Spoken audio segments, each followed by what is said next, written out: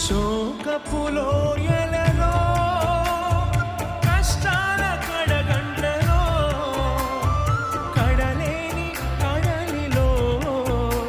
నిరాశ నిస్పృహలో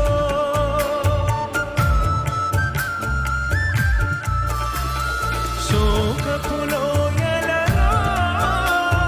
కష్టాల కడగండ్లలో కడలేని కడలిలో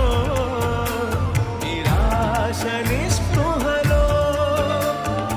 అర్థమే కాని నీ జీవితం ఇక వ్యర్థమని నేననుకొనగా అర్థమే కాని నీ జీవితం ఇక వ్యర్థమని నేననుకొనగా కృపాకర